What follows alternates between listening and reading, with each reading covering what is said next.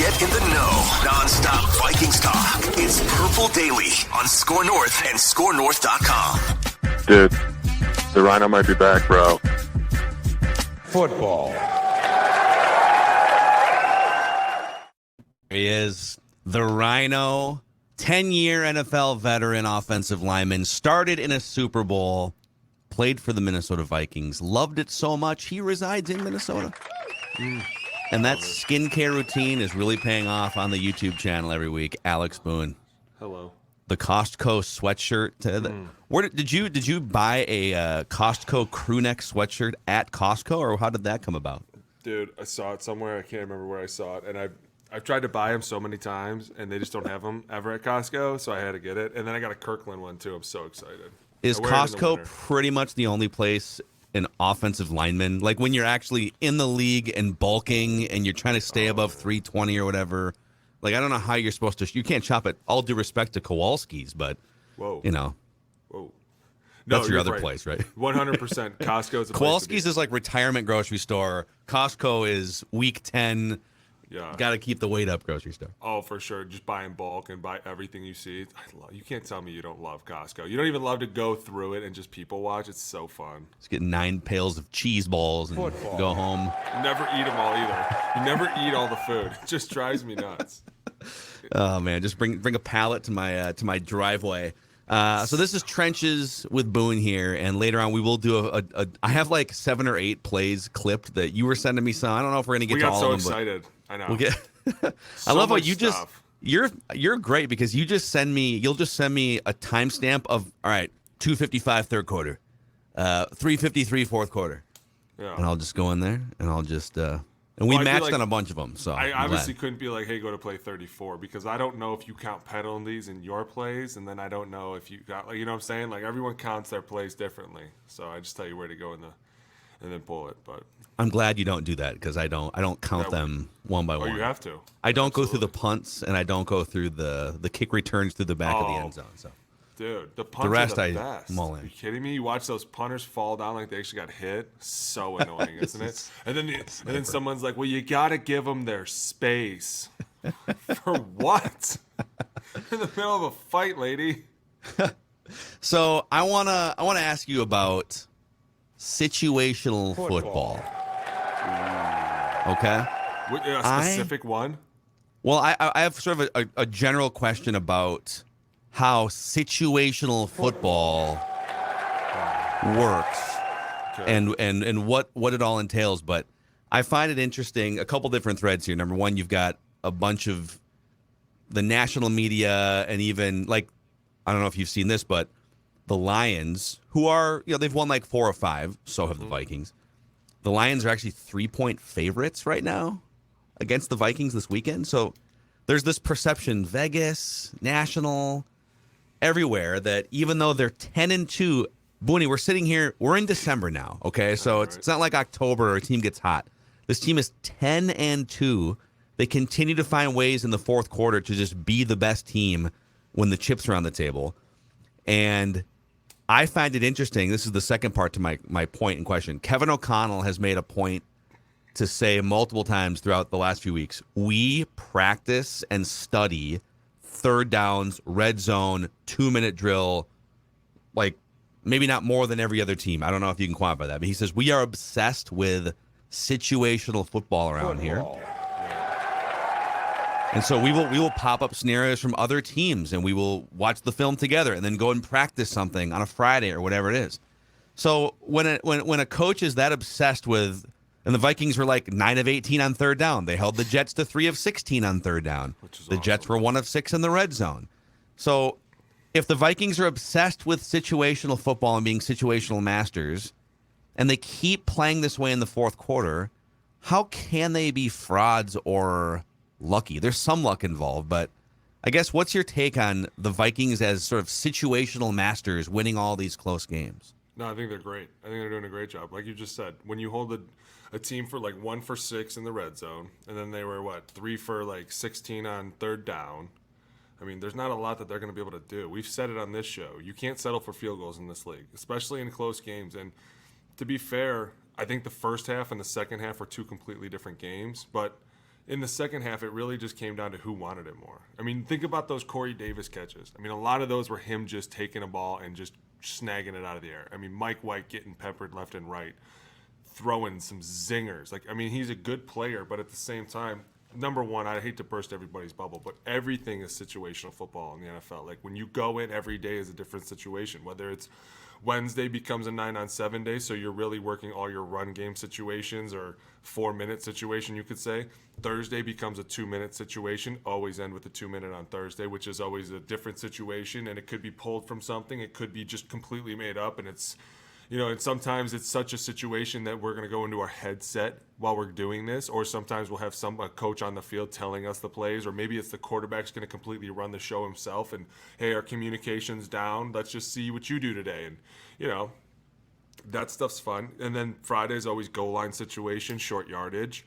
And then Saturday's your walkthrough. And that's pretty much your game. Everything else is just really the in-between. And that's why I kind of say, like, everything that happens between the 20s is kind of just a big cluster. And it could be, at times, everyone's throwing the ball here and there, or Patrick Mahomes is running around and he's creating all this space and these guys are becoming open. But then all of a sudden you get into the red zone and a lot of teams, they can't put it in. And it's because you've taken this huge field and you've made it really big for everybody to cover. And everyone's like, okay, this really sucks. Let's see what happens when they get inside the 10. Yeah. Because then you have no room to work anymore. Your simple routes, they don't become so simple anymore because we could just jump these routes, or we have a safety standing right on the goal line, right over the top. Like, everything happens so much faster. And when you're an offensive lineman down in the red zone, everything happens way faster. And you have to jump people faster, and you have to be smart about how you set people. At the quarterback, he's got to be smart about who he's going to throw to. Who's my hot? I better get the ball out quick because we don't have a lot of time and the pressure's coming on. So there's always a push for situational football everywhere. Do they probably go above and beyond? I'm sure they do. A lot of people do. A lot of people are like, hey, listen, this is how we're going to win games.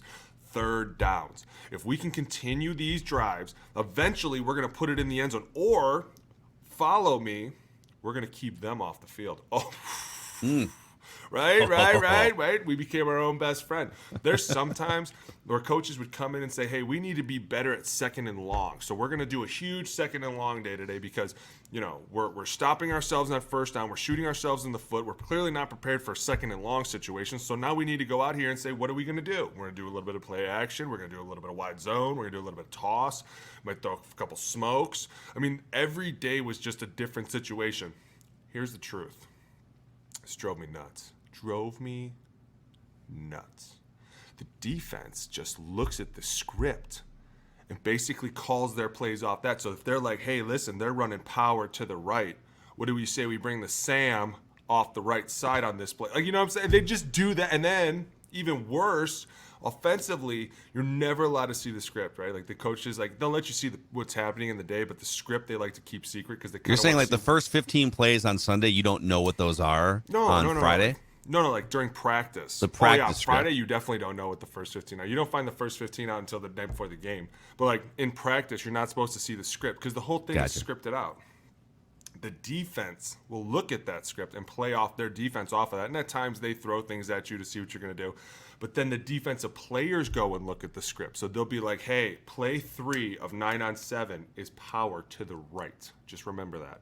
Play 4 is ISO. Remember that. We're going to twist on that one.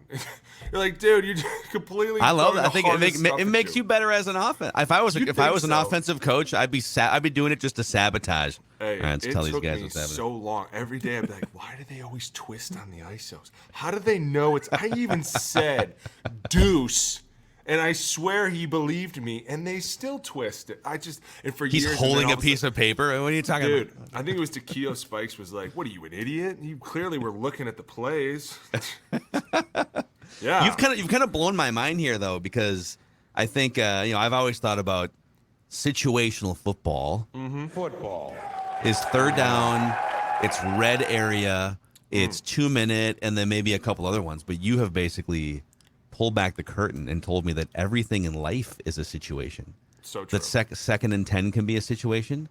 Close yardage running can be a situation. Yeah. Needing to go to the grocery store with only a 45-minute window to get back to pick the kids up from hockey practice. That's a life situation. Everything is situational. But it's so funny because those situations, and you're going to laugh, and so is everybody else. But a situation like that where probably most people would panic, where you're like, listen, I got 15 minutes to get to the store, buy all the groceries, get back, pick up this kid, go take it all home and start cooking dinner. It's so easy because there was a time when it was like 3rd and 15 and you couldn't hear anything and everyone's screaming and looking right at you. And you're like, guys, I don't have the answer. Somebody else pull something out of your ass. Now these situations, you're just like, oh, all right, I'll be able to do what I got to do. I'll be there in a minute, right? It's so aisle simple. 17 over to aisle 15. Oh, it makes the small things easy. Self-checkout line. It'll be great. Another thing, too, that we've talked about on Purple Daily with Judd and Declan this week, kind of feels sometimes like you're watching the game and the Vikings offense feels like it just disappears for a while, or like the third quarter has been a problem this year. Yeah. Huge. And even this week, too, they kind of, they came out, they scored some points in the first half, but it looked hard. The Jets secondary is just all over everyone all the time. And Kirk must have had 6 different ribs displaced, and we'll look at some of that film. I cannot wait to break this film down. Especially, did you see those safeties out for blood? They were, I mean, dude, that was old school, man. That was old school. That's a defensive meeting before the game. Like, hey, we're going to set the tone. We're going to set it quickly. Yeah, we're coming for one person. They were, yeah, and they colored between the lines as much as you can in today's NFL, but it was they definitely sure did. They sure pushed did. the boundary. So I was like, listen, I want it. He's an old school guy. I love it. But at the end of a game, if you're hanging 27 points on that defense, that's one of the best defense. They allowed like They're 13 tough. points a game for 2 months or something. Yep. So I guess what I'm saying is sometimes this offense looks like it's either just out of sync or it's ugly or they disappear for a while, but at the end of the day, they score a lot of points. They're not the best scoring offense, but they faced the 4 best defenses in a row the last month.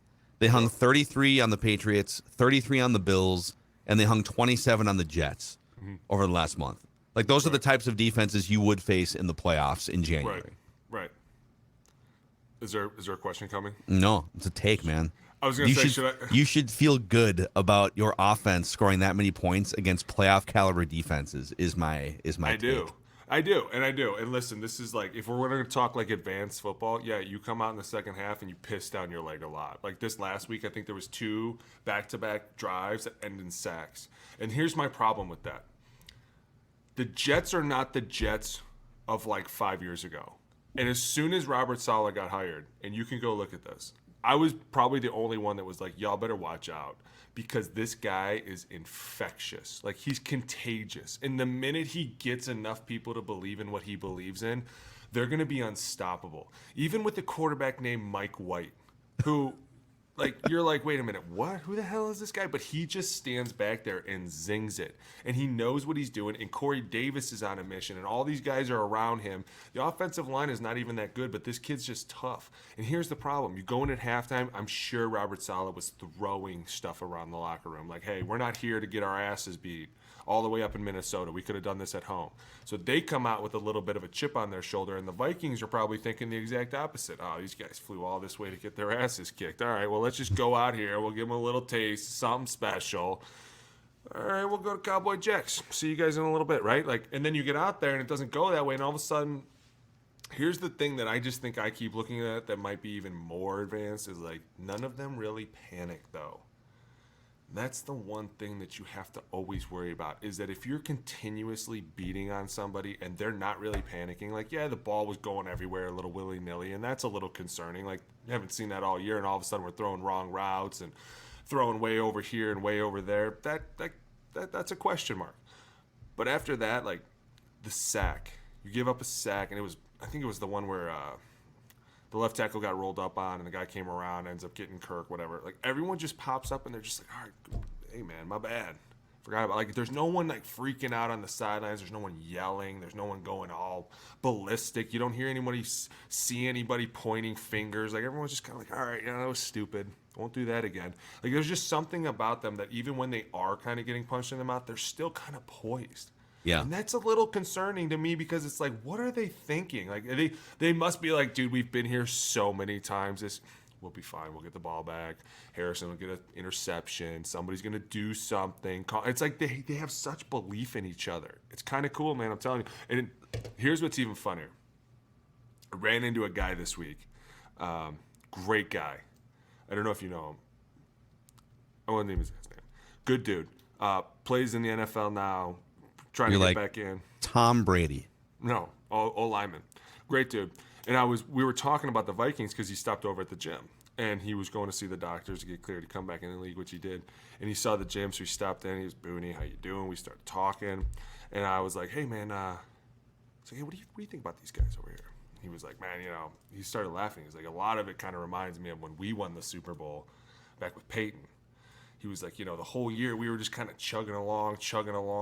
He's like, but the one thing was we didn't really care what anyone said. We were just kind of digging our own business, and Peyton did a great job of keeping us on our own track and keeping us over here. And even though we weren't blowing people out of the water, he was like, we were still winning games.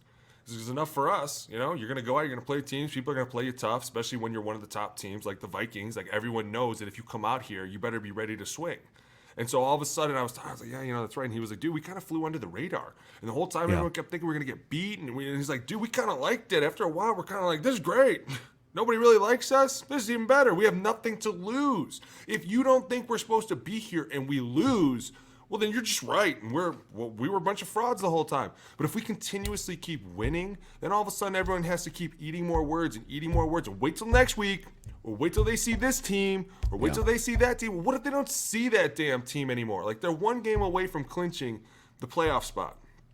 You're like 2-3 games away from clinching the number 2 spot, which gives you home field advantage for a long way through, which is another dangerous thing because this is one of those stadiums where you walk in, it is so electric with the fact that you can see through the roof. You can kind of feel a little bit of the breeze from the outside, and it's just so deafening. Like, it's just so fun to be there. And then you get those guys routed. Like, at some point, you have to start thinking, like, hey, enough of the cards are falling in place where they need to be for this team to have a good role. You know what I'm saying? And we talked about that last week. If you can continuously play well, doing well on third down, stopping a team in the red zone, you continuously build this up. And, hey, a couple things we got to work on. There were some big plays. We can never allow an explosive play in this field, and they had way too many of those. But when you turn around, you're like, hey, you eliminate those plays, this game looks a lot different, right? Like, let's not fall asleep so much next time. Yeah. And right now I think they're the 2 seed, and they'd have to win. They'd have to catch to play like home playoff games throughout the entire That's run. Too far. You're thinking too far. Like, just take the 2 seed. You're good enough there. 2 is good. Right, and by the way, Dallas might wind up just knocking off Philadelphia in the playoffs anyways, and then then Dallas would have to come to U.S. Bank Stadium for a rematch. And so another thing on the fraudulent front, I agree with what you just said. I would rather, if I'm the Vikings, and I'm looking up, wait, we're underdogs against the Lions. Like every week, it's just like fuel and bulletin board material that you can use if you want to. You don't have to. You're good enough probably without it. And the question I always ask back here this last couple weeks is, okay, so for the Vikings are frauds collection out there, okay, let's say that maybe they're not. Maybe if you ran these 12 games, 100 different times, maybe that Bills game goes a different way or whatever. Oh, I'm not maybe gonna do that. Maybe they're like an 8-win team. To which I say, okay, they're 8-4.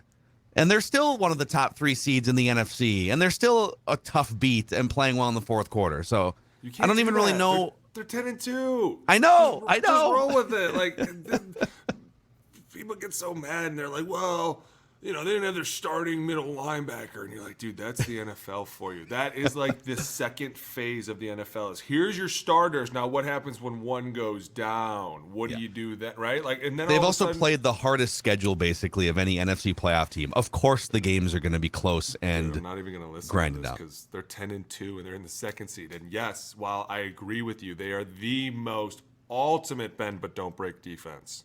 I mean, I kind of loved the first half defense. And I was making some notes. The second half was bend as far back as you can, and then get an interception at the very end. But I was making some notes in the first half. They rotated out edge rushers like hockey lines in the first half. Tons. And Za'Darius is kind of banged up, but Za'Darius, it wasn't like, Za'Darius comes out for a play. It was Za'Darius and Daniil come out for a series, and then Patrick Jones comes in, Wanham slides to the outside, and I think Tonga slid to the inside or whatever it was. And then the next series, bring on the A team again. And so so Patrick Jones wound up playing like 20 snaps on sort of the second line, if you will. I loved it. I thought it kept those guys a little fresher. And then it looked to me, and I guess I should have gone back and looked and seen like just how often did they actually send an extra man. But the first two series, you had Chandon Sullivan blitzing twice. You had 2 or 3 zone blitzes with Eric Kendricks coming that almost forced an interception. So it felt like it was a pseudo bye week, right? Because they played a Thursday game before. They must have spent a few extra days saying, okay, let's get Za'Darius and Danielle a little extra rest, keep them fresher maybe for the second half, and let's get a little more aggressive with some corner blitzes and stuff. And I don't know what happened in the second half. The Jets just figured it out. But if you could bottle the first half defense, Booney, I'm in on that for the rest of the season. I mean, I'm telling you, I want to know what was said at halftime. That locker room was probably on fire when they left. He was like, dude, we did not fly up here to do this. But the problem is when you talk about the second half, like, and even the first half, I think a lot of those blitzes were set up to be like, well, let's see what Mike really wants to do. Let's see how he's going to react to this with, now, but at the same time, you put a little stress on yourself in the back end because now you kind of voided an area, like whether it was Kendricks coming in down the middle, like all of a sudden now the middle becomes open, or like you said, people coming off the edge, like Sullivan, now all of a sudden you have a safety that's involved, and you risk yourself in the back end. So when you see stuff like that nowadays, like I feel like you have to really want that blitz. You know what I'm saying? Because you are at such a disadvantage in the back end. Number one, you can't touch a receiver any which way anymore, which is just totally messed up because like they're calling everything. Hands to the face when it's not, holding when it's not, pass interference when it's really not. Like it's like at some point these guys have to hand grab a little bit. They got to fight for something. You can't just give them complete free access to a ball. Like it's football. It's a contact sport. So, the minute they started blitzing in the second half, it looked like Mike was kind of like, all right, now I know where my voids are. Now I know where I can take this ball. Now I know who I'm going to throw to. Corey Davis starts popping off, and he's like, okay, you're going to be my guy. I'm going to find you in the window. And that was another thing. They were doing a great job of sitting in the windows, and you could kind of see as they were playing, guys would find the window and just sit down right now, and Mike would just zing it in there. And it was, they're a good team. Like I said, they're not the Jets from 5 years ago. They will kick your ass. Quinnen Williams, I watched his tape when I had to help with Cordell playing them. He is on a mission this year, dude. I don't know what it is. He is fired up. And you saw it in this game. He was coming after people. I mean, he was driving Ezra Cleveland straight back into the quarterback. At some point, I was like, dude, you're going to have to throw hands on this guy. At some point, you're going to have to initiate the fight before he initiates it with you because you're not winning this fight. You are losing badly. And sometimes it just takes one guy. You know what I'm saying? To wreck the game. And all of a sudden, he's just throwing the old lineman around, and everything's just becoming Kirk getting hit and running around. And it can be disastrous when you play teams like this. Speaking of throwing hands in that game, though, my favorite play, it was second quarter, and the Vikings are driving past the 50-yard line, big third down, and Kirk Cousins gets flushed from the pocket. The ball even kind of got batted out of his hand. Tell me the ones where he runs. It's 3rd and 9. He runs and he trucks C.J. Mosley. Dude, he lowers his shoulder, and it was actually he lowered the crown of his helmet. You could have actually flagged Kirk for a 15-yard penalty. I wanted him to get up. He doesn't really do this much. I wanted him to get up and do the aggressive first down signal or something. Are you kidding me? The roof would have blown off that stadium if he would have done that. God, what if he would have done the Justin Jefferson one too? Like, dude, your face would have just. As soon as I saw him running, I was like, oh my God, he's going to get it. And then I saw C.J. Mosley come in to hit him. I was like, there's no way he's going to hit him. But then Kirk kind of initiated the contact. And if I remember correctly, C.J. Mosley got the best of that one. And he's lucky he didn't get flagged too, because as soon as he got up, he was looking around like, I know I probably got flagged for that.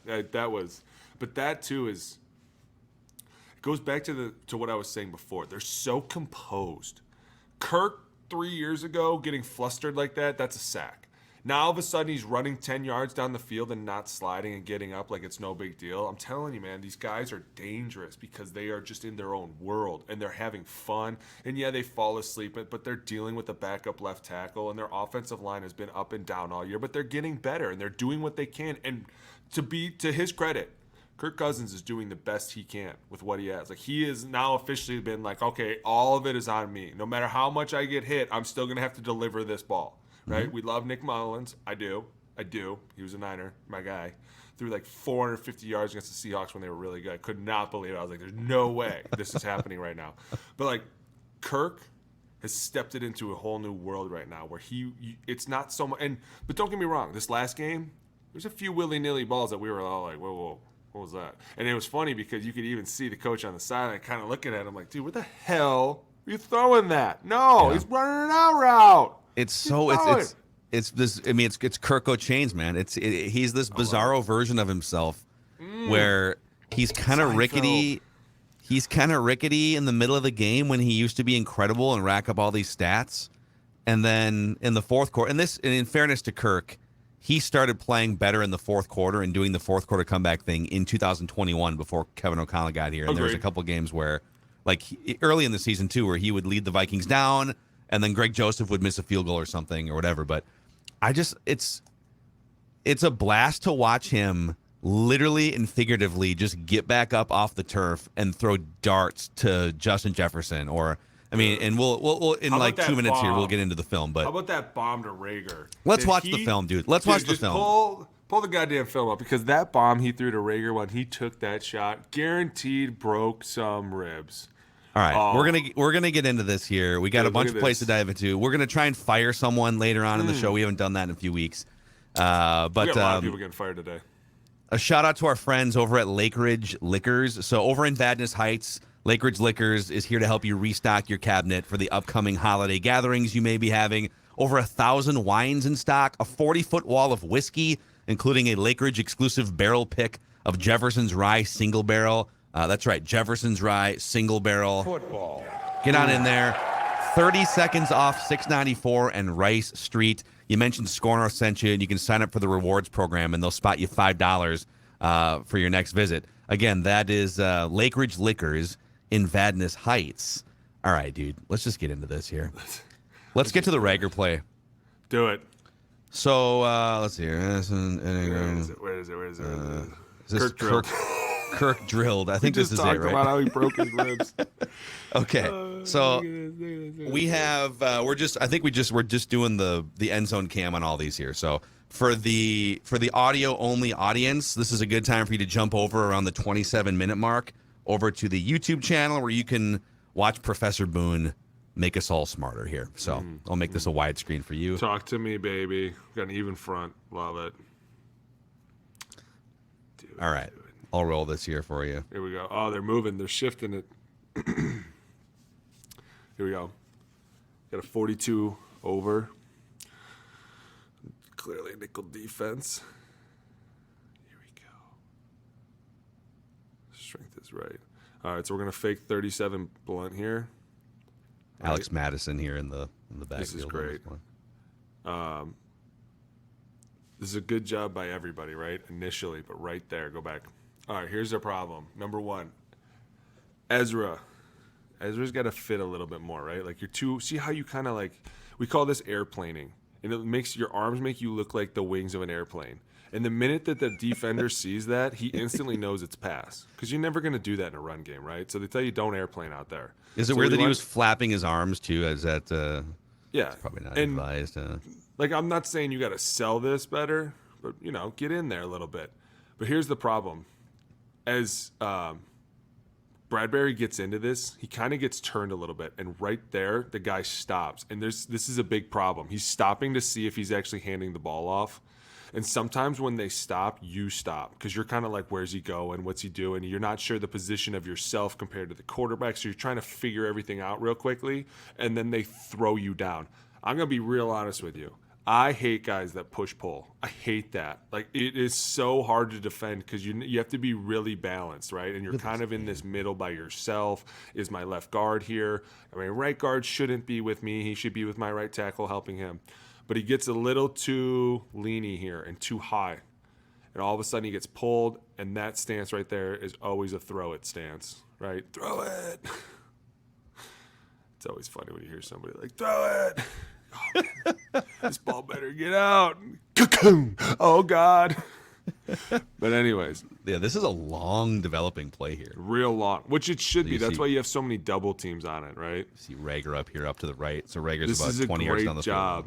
that little move he makes right there turns that safety out, and then he comes back in, so he gets the inside again. And what's even better here, and I know this is going to sound stupid, but the fact that this ball is underthrown and this backside safety isn't really paying attention to it, right? Like, he just sees Rager running, and all of a sudden he's looking, trying to look back here to see where the ball's going. Now, Kirk, number one, dude, this is...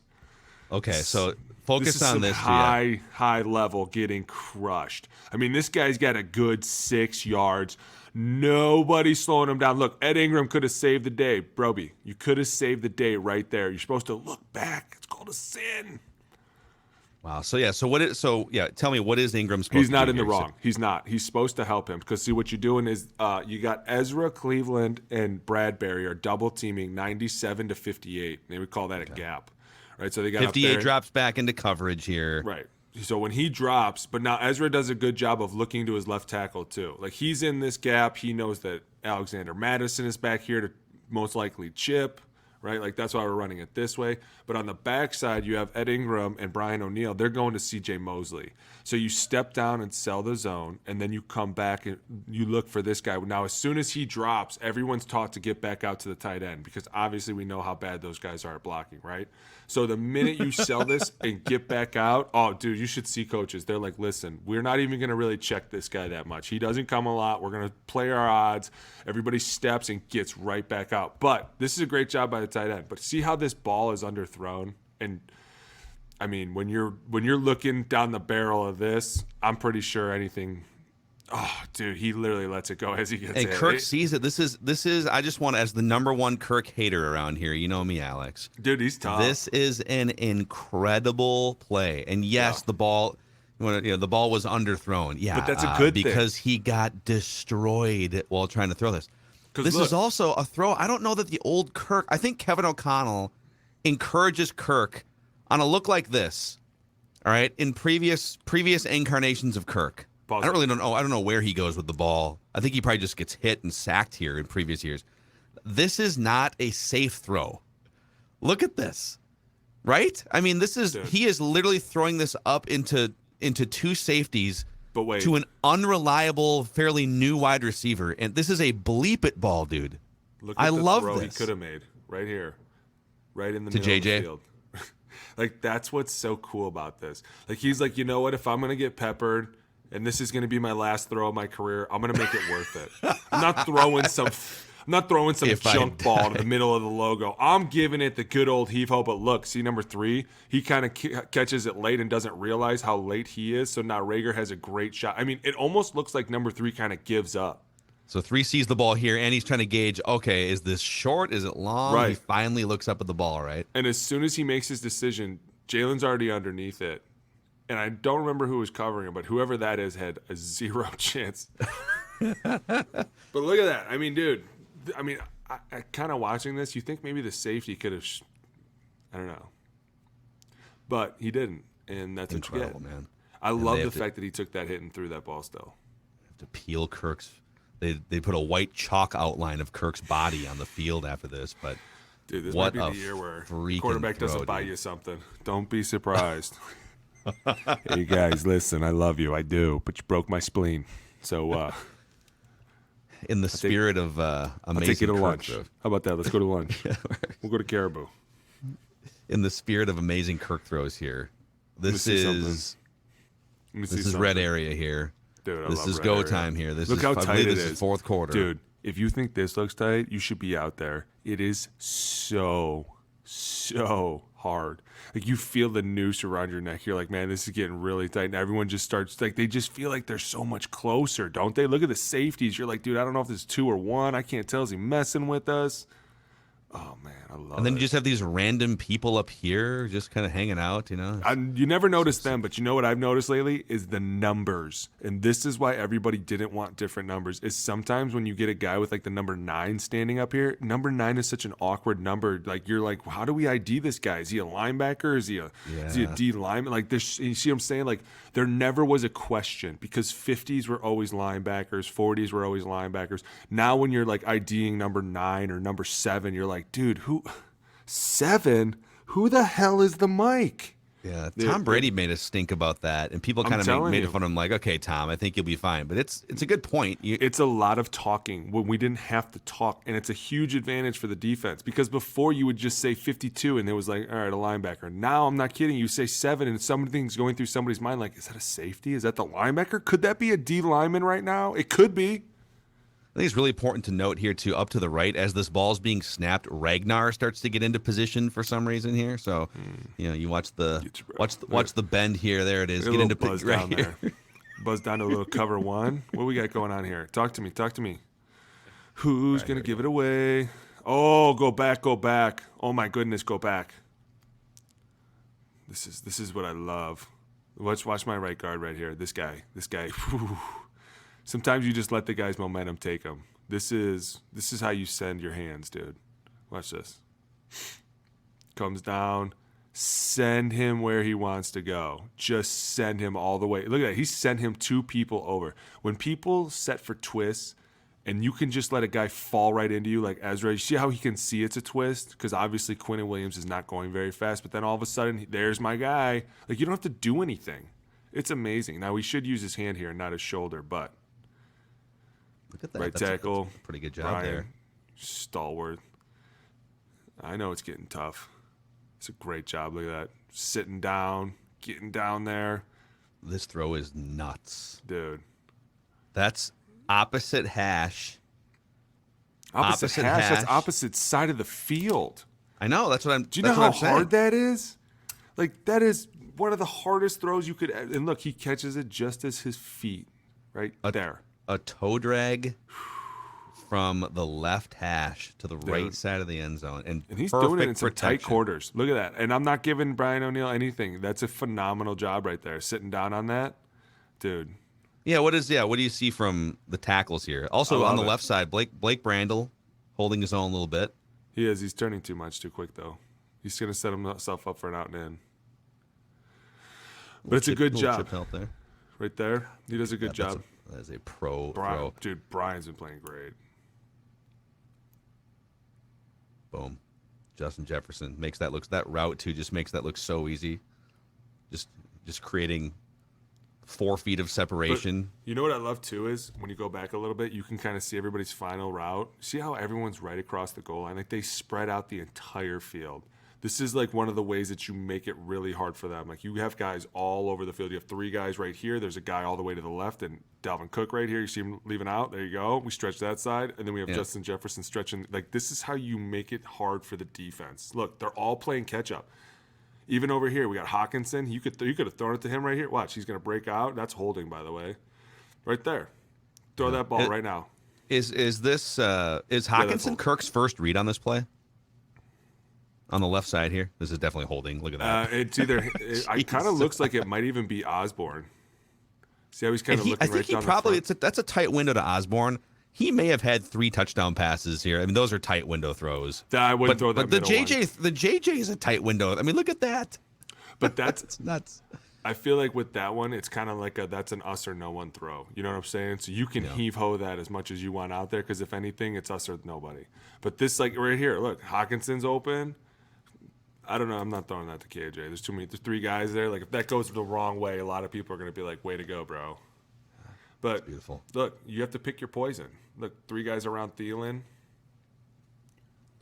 All right, let's do we've pointed out some Ed Ingram flaws throughout the year. He looks like he is picking some stuff up the last couple weeks. Yeah. And this is a fun one here. I'm just going to roll this tape for you. It's a quick one here. It's like a 4-second play here. I believe this is him. Well, it's just right here.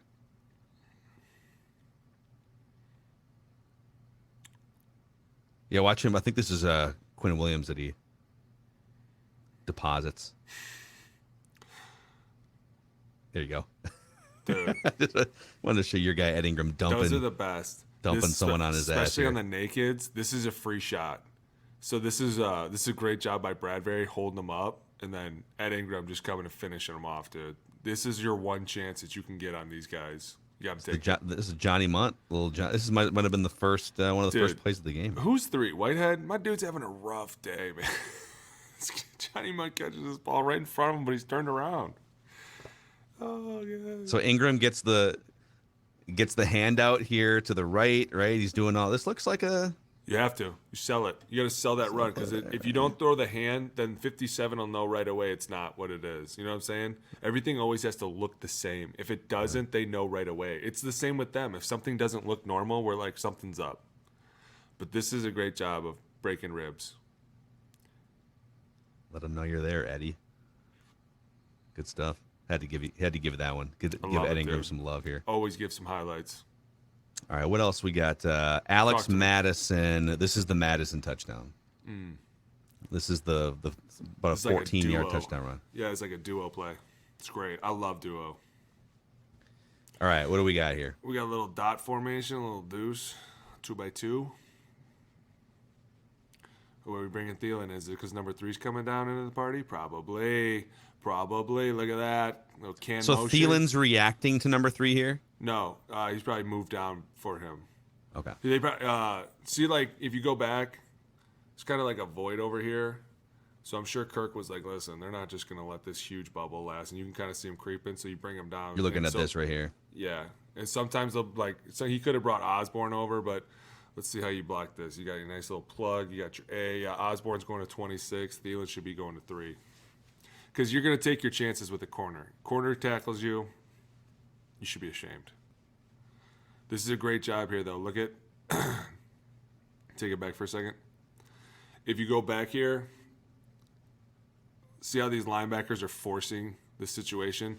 So Ed Ingram and Brian O'Neill are supposed to double 97 to 58, and then you would have Ezra and Bradbury doubling Quinnen to Mosley. But when they run through like this, they take you off your double team. And it makes it really tough because then it becomes everyone's man blocking everybody. You know what I'm saying? You want your double teams to get you started, to get you movement. But when they run downhill like this, it forces you off. But look what else it does. It forces a huge void right here. See that? Somebody messed up.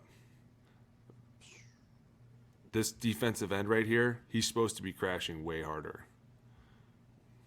Because look, That's a what Thielen great does. little seal by Thielen there, isn't it? That's what his job is. That's why he's down there. Now, dude, Thielen, get your ass in that damn block. What is wrong with you? It's good. It's good enough to spring it. Hawkinson looks like This is So- a great job. And look, go back. I'll show you why. Go back. See that first step right there? A lot of tight ends don't take that step. It's a very scary step. It's the step that keeps you square, and it's also the step that helps you react to inside movement. When you see guys get cross-faced, it's because they don't take a good inside step. But TJ does a great job of taking that step and following it up with the second step. The most important step is the second one because that's your power step. That's when you're going to always make contact. You never hit anybody on the first step. It's always the second. But he brings his feet, and then he brings his hips, and he continues to drive him square. And so it just opens up this lane naturally, which is great. So does Hawkinson have an option here? No. In a perfect world, he wants to get kind of on the inside here, or does he just go with the momentum of Take where him the where he defender wants to go? What's great is Thielen, what Thielen does here. When he stops number 3 right there, that's where that opens up. See what I'm saying? That's why they always tell you just drive him where he wants to go. Somebody will eventually create a crease somewhere. And Thielen, and I do give him a lot of shit, but he does a great job here of getting up in there. And then Madison does a great job of stepping on the toes of the safety and breaking out. I mean, he's got, look at this, straight, and then we break out. That's a great job. And I Sauce, love these a duo little plays confused though, here. because this is one of your chances to beat up on people. You know what I'm saying? Like this is like right here. You're forcing this cornerback. Now he knows good well that he needs to be inside there doing something, but he's not going to. So This you're is either tough too forcing because him- number one has to, if you're number one here, you have to. Am I going to use That's a what I'm football term? saying. You have to set the edge. You can't move to the inside. You have to set the edge. Otherwise, Madison bounces it outside for a touchdown, anyways. Right? This is just perfectly blocked by the Vikings. I mean, here you're damned if you do, you're damned if you don't. Yeah, number Honestly. one. You know, oops, a little saucy McSaucerson. Sorry, guy. Sauce. It's a good one. Let's go to the defensive side of the ball here, Booney. Is this the one I sent you, This is Daniil Hunter nuking everything dude? on this play. We got two angles here, so you I talk love us through it. this. I just love how the minute you look up, you see 55 in the middle standing up, and you're like, dude, what? What are we doing today? Now, I will say, this center did a good job of taking care of. Like, he was up for the task for the day. But there was a lot of times that the twists got home to them, and which was fun to watch. But this is one of those situations where if you want to take advantage of somebody, sometimes you have to put your pass rushers in the middle. You know what I'm saying? Do you want the end zone cam or do you want this wide? Yeah, bring up the end zone cam. Okay. You know I can't stand DBs. None of them. I love this. All right, here we go.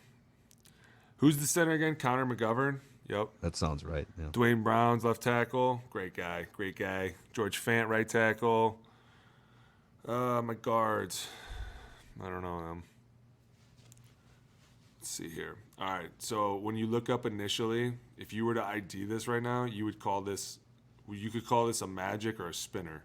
But you would basically, you're not looking for a front anymore. See how this center right here throws his hand back there? Right there? Mm-hmm. He's telling him we're going 5-0 right now. So they've declared 5 guys down. Now, it looks really easy, right? Because we're going to go, oh, it's easy. 58, 99, 55, 94, and 98. That's easy. But then all of a sudden, Kendricks kind of comes up into the middle, right? And Harry's standing right here. And while this may look easy, it comes really hard because guys are moving around, and you don't know where they're going to end up. And so then all of a sudden, you know that twists are going to be happening. The running back's probably going to get involved somewhere, right? It throws a lot on your plate. But here's what Kendricks does a great job of, and this is one of the things that I used to hate when guys would do, is they would pick you. He's just in here to pick this guard, like just to mess with him. See how he's going right for him, and then he kind of hits him, and he kind of takes half of him, but he doesn't know if he's supposed to. That's such a tricky thing to do because they tell you in the NFL, if you touch him, you have to take him. But go back to the other side. This is where it becomes really tricky. See how I told you Harry's walking around? Mm-hmm. You know he's a known blitzer, and you know it's 5-0. And this not as much this year, which is kind of crazy. He has not been sent much this year, but on Sunday he would, and so they would still tell you he's a known rusher. He's been known to rush before. But what I don't get is why the left guard goes to block him. Like, I get that it's really frantic up here and there's a lot going on, but I don't get how you go past 99. That is the most known rusher. The most. Like, you're looking at the veins like, dude, my guy, I'm not at all going to let this go. No. We're going to give this guy the giant question mark right here. My guy's buddy. Like, yeah, what'd you say, Lucky? Lucky to 20. Okay, you know what? Hey, I'm going to say this one time, okay? This may have been one of those situations where you're in the room and you're like, I don't know what I'm going to say because nobody's going to see it my side. No one's going to be like, dude, you completely let Danielle Hunter. Because it looks at live speed at first, even like from the other angle, it looks like Daniil just did a nice little swim move around him, which he did, but no, he wasn't being blocked. And you can tell because, like, right there, he still has no idea what's going on. But you know what it is? It's a feeling, because when you don't feel that guy taken right there, you're like, okay, nobody was there. So what is not to pile on left guard guy here, but no, he's an idiot. What does he? That's the dumbest thing I've ever seen. They don't let you come back from stuff like this. They will fine you heavily for allowing. What does he think is happening here? Who does he think is taking Danielle Hunter on this play? That's why I'm telling you, I don't understand why he would do this. And I maybe gave him a little bit of a, like, hey, man, I get that it's hectic, but in no point in time are you ever allowed to pass up Danielle Hunter. Ever. And then, look, even now he's still kind of like, did I really mess that up? I don't know. Nobody saw me. Booney, I'm going to go on a limb here and say if your quarterback is in this position and the football is facing this direction up in the air above him, yeah. Probably not. It's probably not. He still has no idea, though. Hold on. I'm going to look him up. I got to find out who this idiot is. This is too funny. He's number 78. He's the left guard for the Jets. Hold on. And he's not gonna work here anymore. Not gonna work here anymore. He's probably a Pro Bowler. We just don't watch enough Jets football. But yeah, that's a problem. I don't know. Yeah, no, you can never do that. But this is one of the things where just throwing this up, like you throw up a wild defense, it can really mess with people. Yeah, and that's kind of been. I know it's such an easy fan take to sit here and say, why don't the Vikings blitz more, but this is an example. They essentially sent 6. They dropped Wanham back into coverage here, and they sent they sent 6, and it created confusion, and it blew up a play. I'm not saying you do it on every single play, but the Vikings do have one of the lowest blitz rates in the NFL this season. So Yeah. When you don't need to blitz when you're getting home with 4. But they don't get home that often, do they? I mean, it's like from game to game, there's been moments, but especially if Zadarius Smith is banged up. But this last week was don't get me wrong, they got a lot of hits. But what, they have 1 sack, 2 sacks? Well, I think they had 2 or 3 sacks officially. Does Patrick this count Jones as a had sack one. officially? Like, that's, dude, who even knows what's No, a sack? this Who was knows an what's a incomplete. catch? It was an Who even incomplete pass. knows? What else we got? We got Kirk to J.J. Madison, Ed Ingram demolishing cats here. How about the game-winning intercept? Let's stay on the defensive side of the ball here. Hey, by the way, that left guard is Lincoln Tomlinson. Can you believe that? Wow. Whoops. Different colors make you look bad, don't they? Man. My goodness. Listen, you said it. I didn't. You're the 10-year NFL veteran. Damn right, I said it. You passed up to Neil Hunter. I say things and just kind of hide behind you. That's what. Say what you got to say, my dude. So this is the game-winning interception here, Cam Bynum, and I forgot to bring this up during the frauds conversation earlier. Mm-hmm. So I think one of the narratives is the Bills game, the Jets game. There's been a couple games where the opponent is driving with a chance to win, and they're in the red zone, and then the Vikings pull an interception out of their ass. Good. And well, that's lucky, boy. You're not going to be able to just get interceptions when you snap your fingers. But in both cases that I'm thinking about, after the Bills interception, Patrick Peterson goes on his podcast the next day and spends like 5 minutes detailing how he picked that pass off through film study the week before. I'd have to go back and listen to it again, but he said, I studied every route 100 times. This was the tendency. I even told the guys on the sidelines, if they run this route, I'm intercepting, the game's over, and boom, like he basically called his shot. And if I'm not mistaken, I think Cam Bynum posted like a screenshot on social of some of his notes from the film room earlier in the week showing like this is the exact look that we planned for, situational football, deep red defense. And so I guess what I'm saying is if you put in a bunch of study and you see a look and you capitalize and you make a play, you're lucky. It's not I guess you made your own luck, right? You made your own luck. I mean, dude, everything has such a tendency in the NFL. People will give you the answers so many times. If you don't watch the film, it's very evident. Like, they give you everything they're going to do. And, yeah, they could completely make something up at last minute, but the chances of them actually doing that and pulling it off are very, very low. So everything that they've done in a game, they're like, we're confident enough to do again in a game. So as long as you watch all the film and you understand certain things and you know situational football, like when they tell you, hey, listen, in 2 minutes, these guys love to twist. You're going to get twists every play in 2 minutes. Okay, well, now I can be prepared. So now in 2 minutes, I know I need to set my ass off the ball. Got it. There, boom, done. Then you go watch the film, you see the twists, and you're like, dude, these are going to be easy to handle. Like, stuff like this is practiced repetitively all day. Twists, looks, deuces, everything. This guy's going to do this week. We need to get a good look. He's going to twist his shoulders and try and break the deuce. This guy's going to try and pull the guard down in the deuce. This guy's going to try and pull the tackle down. Like, all these things are given. That's why I can't stand when people are like, you're just lucky. No, dude. We went out and we watched the film. We knew exactly what they were going to do, and I stepped in front of the ball, or I sent the 3 technique to the tackle like I said I would. It's not hard to execute. Yeah. But that's why, by the way, notice Daniil Hunter on the left side of the line here. So they're moving Daniil Hunter around on a couple key plays, just the ones that we've grabbed, which is interesting. Great. Right?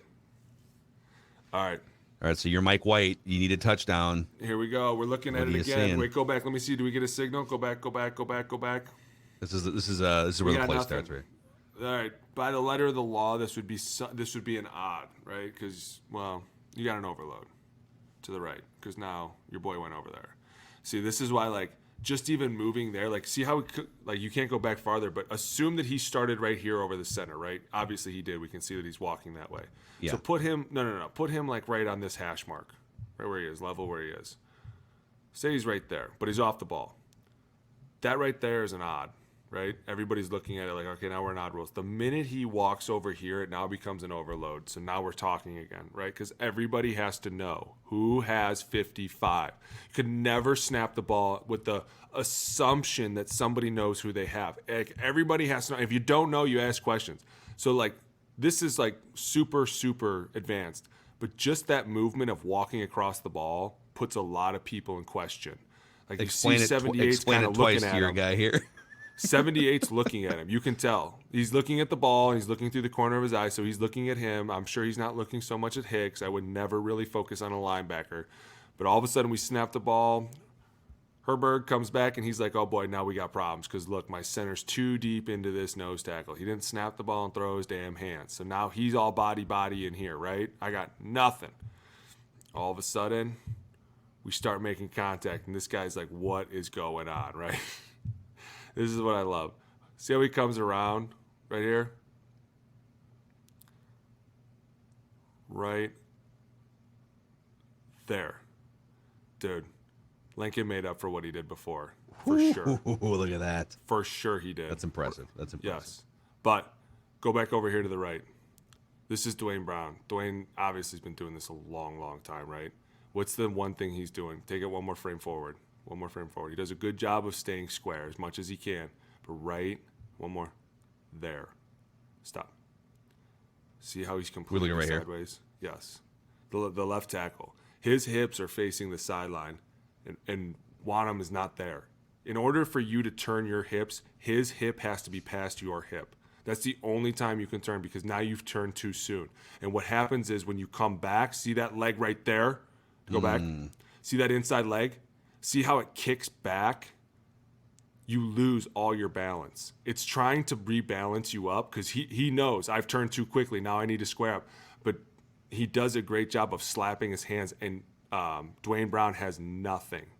Like it's almost kind of looks a little silly. Like you're like, dude, that's an all-pro left tackle right there.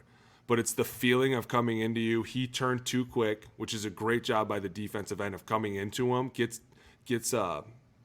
Dwayne to turn too much, and then when Dwayne tries to come back, he's like, no, I was going outside.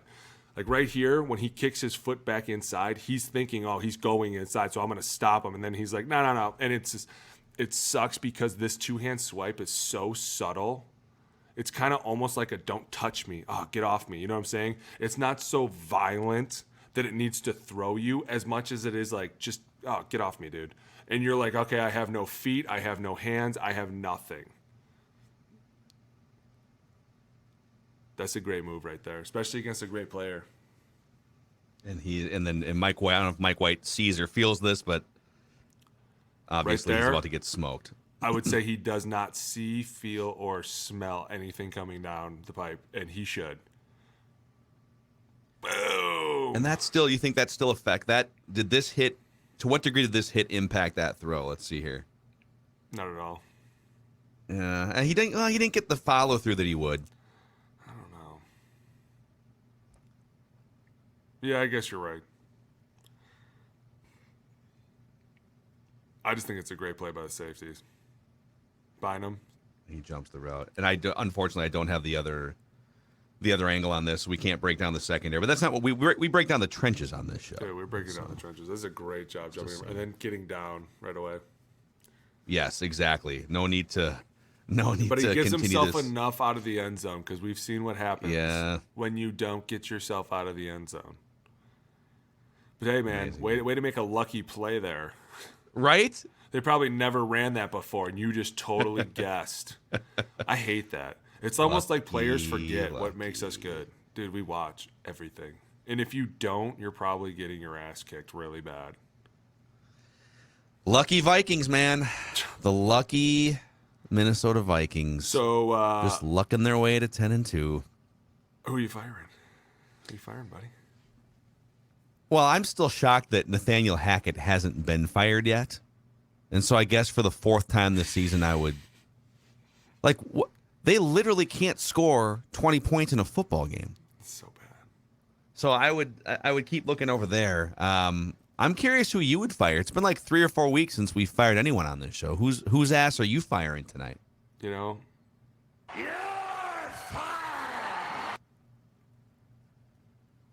I'm probably going to get a lot for this, and I don't care. Ed Donatel. No. You're fire his ass. Donashell. I like the Donatel. He's a great guy. I'm telling you, dude, if you saw this guy, he's like the guy that you invite over on Christmas, and you're like, dude, come spend it with my family. He does seem like a great guy. He does. I think I will. I'll bring the wife. You're like, yeah.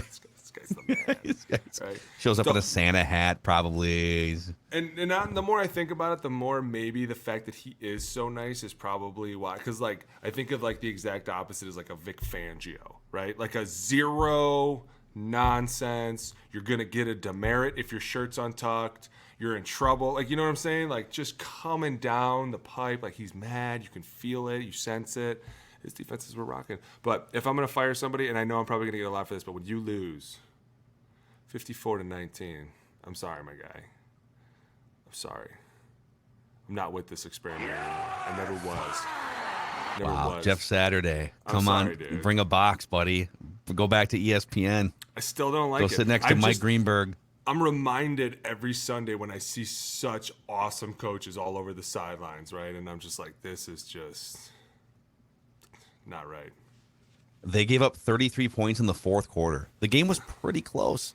Well, not really. I guess it was like it was. It was like 20. It was. It was like 21 to. It was close. It was like a field goal game, right? Something like that, or touchdown. I just game? want you to remember that you're starting to sound like those people that we don't really like. That are like, but in another world, they would have lost. Like you're like, it was a close game. No, it wasn't. It was 54-19, and nowhere in that game was it at all close. I think maybe they were just probably like waiting to get going, and then when they did, they were like, oh, there's the gas, not the brake.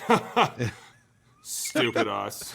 At what point? I mean, you're Jeff Saturday. You're already kind of walking into a tough room. I would think you're probably not getting full buy-in when you walk in the middle of a season.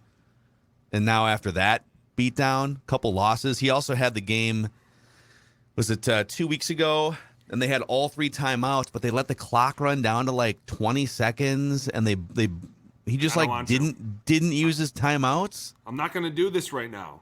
Because I'm telling you, stuff like that would just light me up after a game. And then after the game, he snapped at a reporter a little bit and was like, "That wasn't the issue," you know. And then the next day he said, after sleeping on it, in retrospect, I probably would have used, I don't know, a timeout in there somewhere. He's just fallen right into coaching form, hasn't he? What are you talking about? That wasn't the issue. 24 hours later, all right, maybe it was. Sorry, guys, yeah. Instead of just being a player and being like, yeah, that was stupid, totally stupid, messed that up.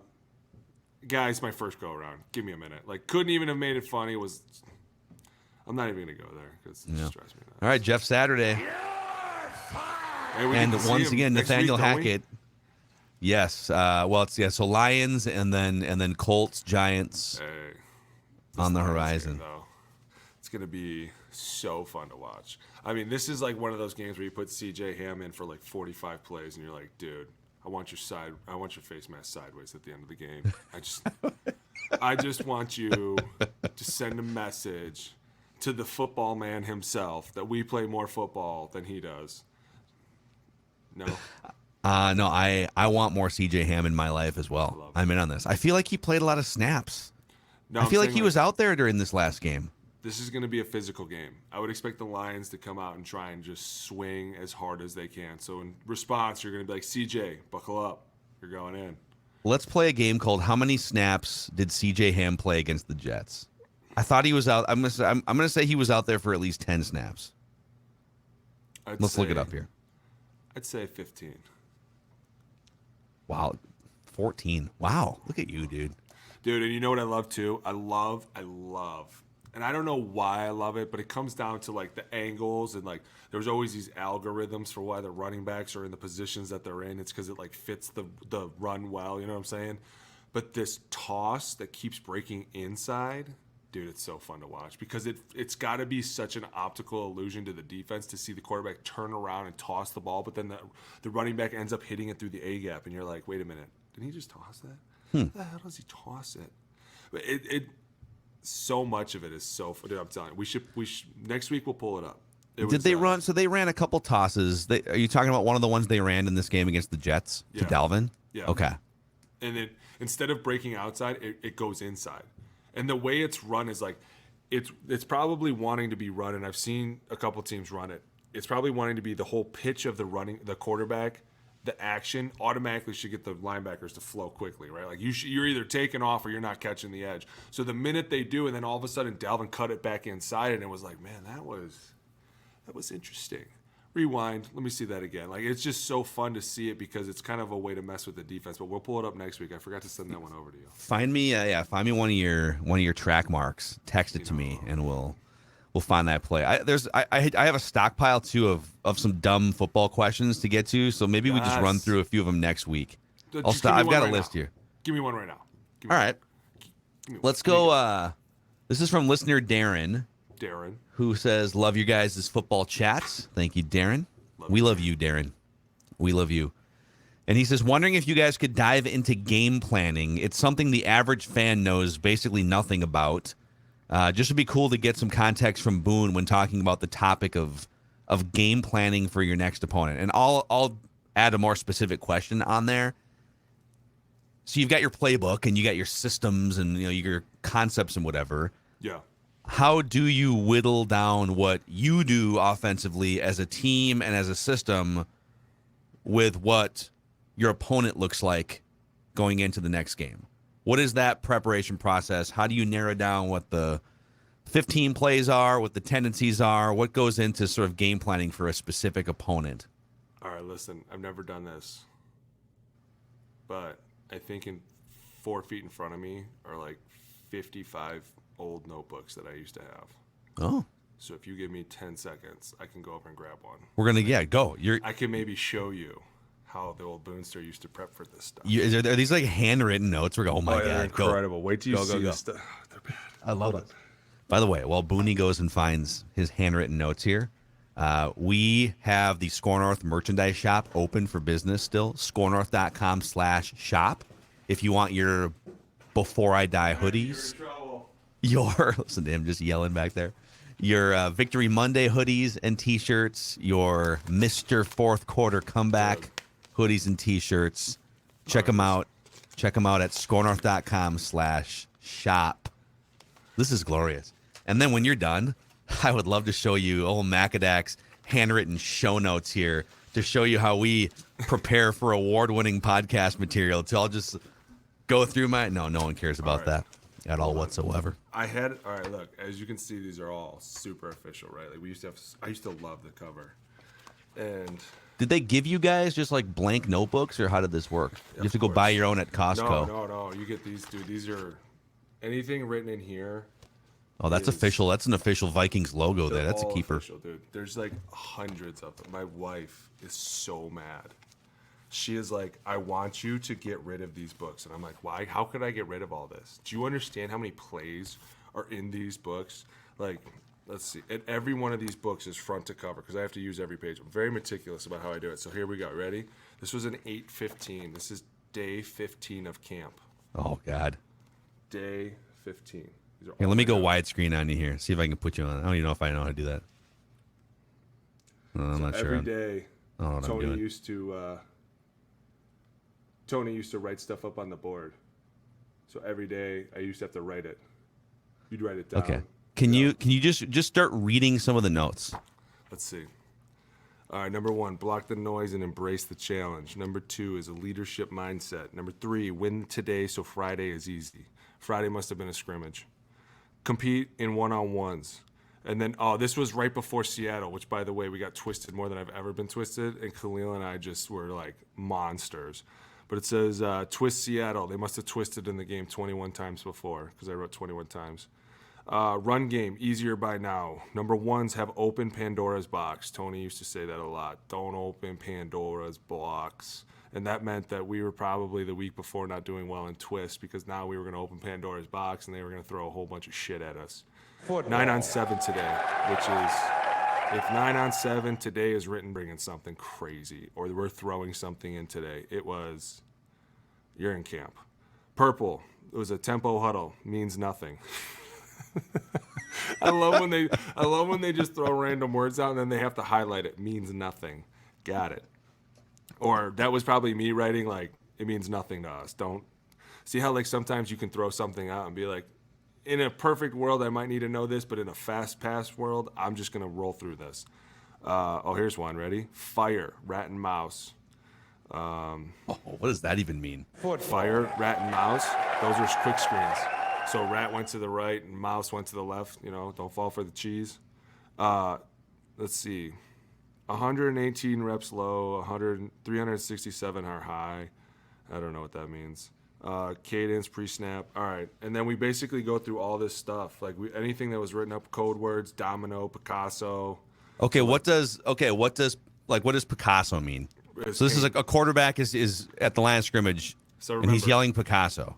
anytime you hear somebody yelling something, you can always connect the dots quickly. What does it mean? If I'm yelling Picasso, Picasso was a painter, so it must be paint. It's the play, right? Domino is draw. Why? Somebody probably had a draw at a dominoes game and that they brought it up to him. You know what I'm saying? Like there's always a reason that words mean something, and it's so that when it hits your brain, it can go really fast. Did you read the story a couple weeks ago that Russell Wilson was just like, he was like going crazy, apparently, just yelling his Seahawks code words at the line of scrimmage, running the Broncos offense, and players are like, dude, we don't know what that means. I'm annoyed. Right. Razor. What does that mean? This was my camp. Let's ride. Go Broncos. Go Broncos. I think this needs to be a weekly segment. I think every week we will just have you read your old football notes. Hold on. I got the notes versus Go find the one when you guys were like Lions. you were 5-0 and then you lost to the Eagles. This is it right here. Did Zimmer really put stuffed animals around the practice facility? Yeah. Like chopped up stuffed animals? So check this out. This was right after we went through our stretch, right? Like we were 5-0. We ended up losing to like Dallas, and then we lost to the Lions. Boom, right here, this game. Because then after that, we went on and played Jacksonville, which comes up right next. No, that's a good one right there. That's a keeper.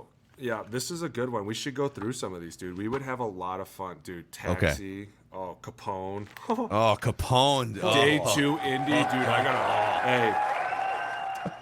I gotta. Okay, this is a new segment going forward. This is bringing back bad memories because I can't tell you what happened that week. Great of season. Indy, but let's see. You guys won 8 games. It wasn't that bad. There's 500 football. So much stuff. Doctor pass, key right, 40-50 knife, dude. They used to love that knife play. And I step and go. And dude.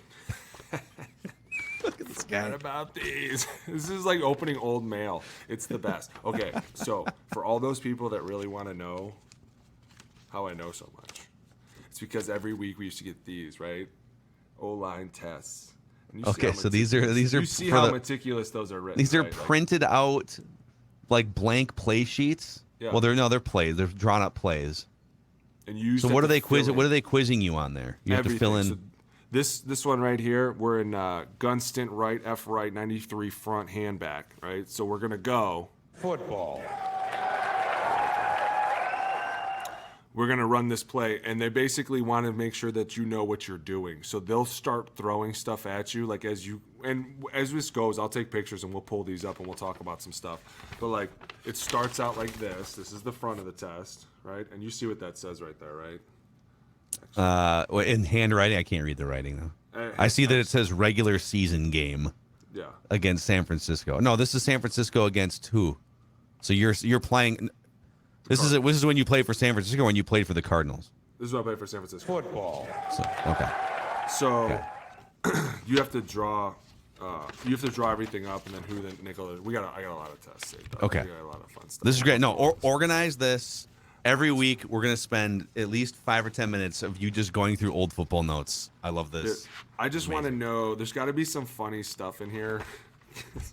There were probably some really bad days where I was like, I don't feel like taking notes, so we might catch some random F-bombs. You're just drawing murder scenes on a piece of paper.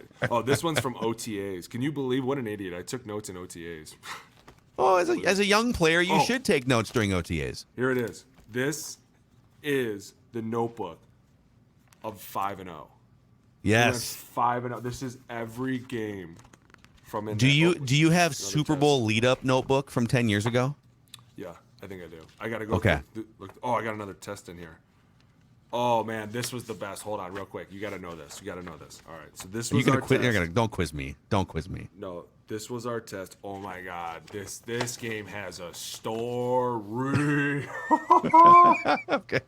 Dude, we ended up losing this game, And I'll tell you why in another episode. But Ronnie Lott lit the flame in Oakland before the game. I mean, this was like this is like your call sheet, you know? You put this up, and then from there you go from there. But dude, this was the best part about San Francisco this was one of our walkthroughs, right? And this was like you go through the whole walkthrough and you do all this fun stuff. And this was the grade sheet for the walkthrough. Our coach, Mike Solari, was such a stickler about things being perfect. And I mean perfect. This is giving me anxiety right now. Dude, he would go through the entire walkthrough, and we would walk through a walkthrough, right? A walkthrough. And after lunch, he'd make you grab your lunch and take it back to the meeting room because we would break down the walkthrough. And he'd be like, listen, your foot here, it's not making sense to what I told you. I told you 6 inches. This looks like a foot. You're like, yeah, coach, it's a walkthrough. He's like, I don't give a shit. I said 6 inches, didn't I? You'd be like, yeah, that's totally my bad. I won't ever do that again. And he'd give you like pluses or minuses. Like I can, right here, 77 minus, 66 minus, good fit, 56. He actually drew somebody bending his knees because he wanted to tell whoever 56 was. There's like a stick figure? It's a stick figure guy bending his knees. Dude, this seems a little over the top. This might make people a little you wonder tense. why I'm such a stickler about everything. Is because every single day I'm telling you, look, these plays are written out, and he's telling us he would give this to you and be like, study this because the answers are on this. And he's not wrong because what the defense does in a walkthrough is exactly what the defense you're going to play does, right? So this was just one more way to get a step up on it. Hey, maybe we weren't doing something physical, but we could get a mental rep. Like this is how it should feel if they blitz like this. You should take these steps to get there. And that's why when we were in Frisco, like Solari was super, super on the defense. Like, not right. Do it again. Come here. And he'd like run out to the defense. He'd be like, you know what? I'll play the mic. Here we go, guys. Go. He'd be like, wait. Are we live? No, we're not live. Here we go.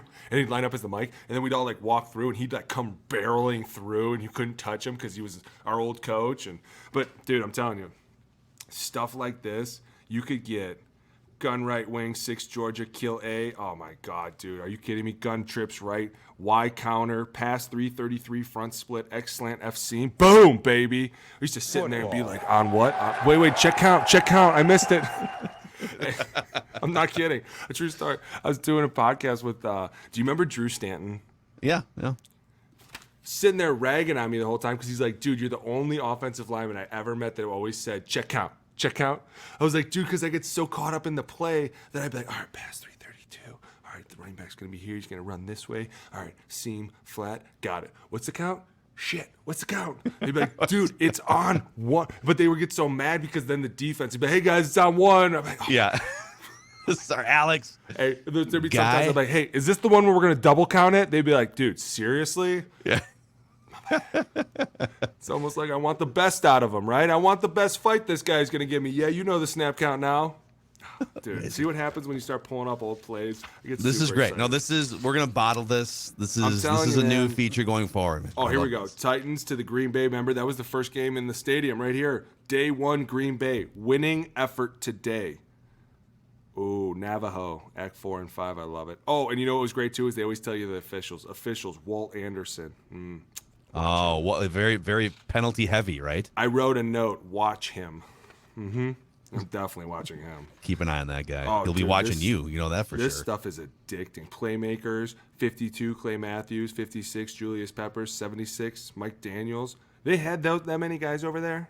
Was that the game where Clay Matthews, they had changed the personal foul rule, and Clay Matthews had like 2 perfect form tackles of Sam Bradford, and they called him for 15-yard penalties. I'm pretty sure that was one of those games. Maybe. Stack it. Oh, man. Stack it, baby. Tear. Push it. Oh, God. This is so addicting. This could be so much trouble. What I write on the back? Amazing. I'm just going to sit here and let you, for like 2 more hours, just read football terms off a piece of paper. Dude, it's so addicting. We got to go. We're going to do more of this next week. More film breakdowns.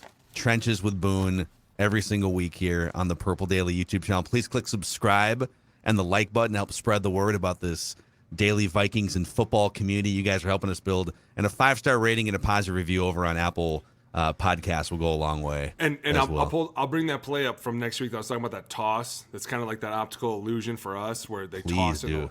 I'm gonna pull it up. I'm gonna pull a couple teams running it because I've seen a couple guys running it, and it's like it must be because you got to have the right personnel, like somebody that's like really fast around the edge, but at the same time can take it through the A gap. You know what I'm saying? Like, I'm gonna pull a couple of them. We'll look at it, and then two, we're gonna pull some stuff from the Lions game because I'm sure it's gonna be a feisty, rowdy match. I cannot wait. It's gonna be an NFC North black and blue bloodbath. This is it, dude. This is why you Let's coach. get it. Inject it into our veins. This has been Trenches with Boone on